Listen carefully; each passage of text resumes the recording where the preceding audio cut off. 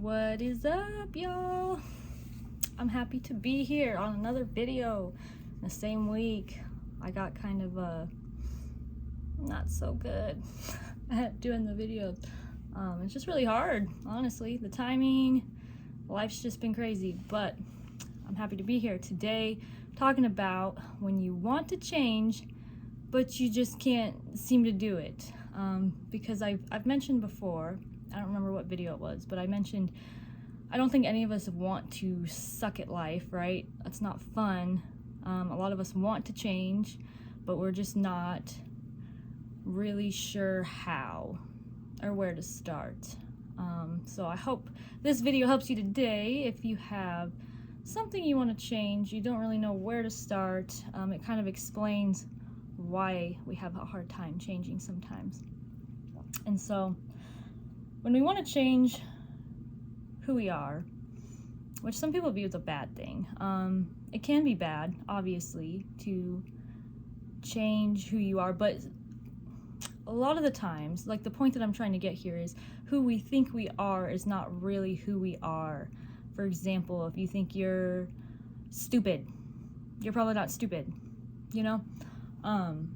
That's what I mean. And so, yeah, we should never try to change the good attributes that we have, right? But define them, make them better, and grow in other areas of our life that we maybe do not so great at, okay? And I'm not going to say suck anymore because it's detrimental to the process, okay? We don't suck at anything. We're just better at some things than others, right? So, there's been actually a lot of studies, and I could probably find a list of quotes a mile long from prominent, successful, even people who aren't prominent or successful, but successful in their own life and right. They found happiness and true happiness within growth. And it's that the self-concept, who you think you are, makes more of who you are than what you actually are. And so it's very important to be careful what we say to ourselves. Actually, a great example is smokers. So one of the most successful smoking cessation programs out there has a big emphasis on not identifying as a smoker anymore, because that seems to be the thing that trips a lot of people up in not being able to quit smoking, which is obviously a good change that we want in our lives, right? Is the fact that they continually identify as a smoker, like, oh, it's hard for me to quit because I'm just a smoker, you know, I want to smoke, I'm a smoker. And so you have to, in this specific example, you say, I used to be a smoker, I don't smoke anymore. And that actually helps people a lot. Like I said, some of the most successful quit smoking programs out there, that is a major component of it, is not identifying as a smoker anymore, because what you identify as defines your actions, and that bleeds into every other area of your life. You know, I want to wake up early, but you say, I have such a hard time because I suck at waking up early. You're identifying being somebody who sucks at waking up early, okay? And so it makes it that much harder to wake up early, be a person who wakes up early, because your concept of self, your actions correlate with that, if that makes any sense. So if you want to change, you have to change what you think about yourself. You really have to evaluate limiting beliefs that you have about yourself, you know, and be very careful of the things that you do say to yourself, even when it seems insignificant, you know. Like, let's just think of an example. Let's say you're at a club or a bar, or I don't know if these are good examples, but let's say you're at some sort of gathering, right? And there's an opportunity, anybody can come, like open mic and tell jokes. You could say, oh, I'm definitely not doing that because I'm not very funny, which seems inconsequential, right? But the more we tell things like that to ourselves, it can actually bleed into other areas of our lives. So by you saying, I'm not very funny, and maybe this specific example, then maybe you find yourself in another position at some point where, you know, you are funny, but you don't think it. And maybe you get nervous of being in social gatherings because you don't think you're funny. So it's not always about, oh, I can tell myself I'm not funny because I'm not getting up on that mic and telling a bunch of jokes. It's not just about that. It bleeds into other areas. You also may get anxious when you're in social gatherings because you've told yourself you're not funny, and so you just don't even want to talk. And not even like you were going to tell a joke anyways. It just affects what you think of yourself and your perception and your confidence, right? Or saying I'm not very creative can also bleed into other areas of your life as well. It could bleed into your professional life, you know.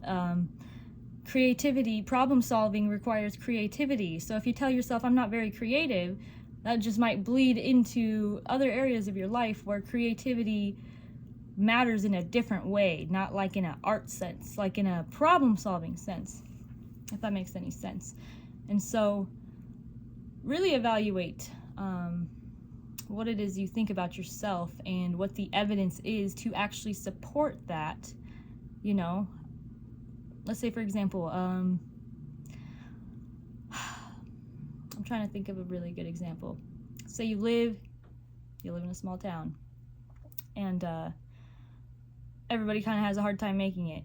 You know, you could just say, this is just the way it is. Everybody has a hard time. I have a hard time making it because of who I am. I have a hard time focusing. I have a hard time trying new things. Forget that.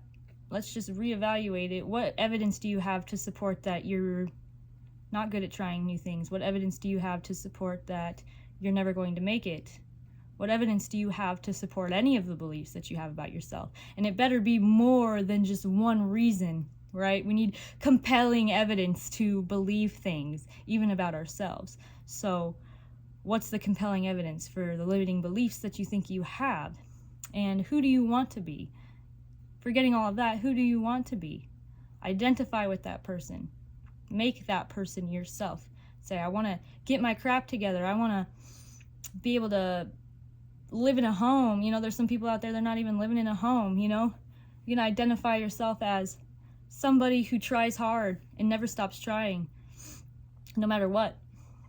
And that'll get you there, right? You can't identify as somebody who's homeless and expect to get to the point when you're living in a house, because this doesn't work like that. If the homeless guy always said this is the way it's going to be, I'm just really bad at life, those are the people it's really hard to make out to the other side. So I don't know, if you're into really wanting to get into it, I would write it down. I would write down what you think about yourself. Is it positive? The things that you think about yourself and the person that you want to be 10 years from now, does it correlate with the things that you think about yourself? And if it doesn't, you got to make a switch. Flip the page, write something else. Say, okay, the person I want to be 10 years from now is this. This is who I am. I am good at setting goals. I am good at finding new jobs. I am good at moving forward in life. I'm good at these things. Even if you maybe deep down don't feel like you are, because that's definitely true for some of us, do it anyways, because I'm sure you've heard fake it till you make it, and there's a reason why it is said, because what you think about yourself matters a lot in the actions that you take and where it takes you in life. So think highly of yourself. Think that you are capable of anything that you could imagine. It doesn't matter what anybody ever told you, because that affects you too. If anybody ever told you that you were stupid, anybody ever put you down, they're wrong. You are the maker and the decider of whether or not you're stupid and you're going to act stupid. So, you got it, bro.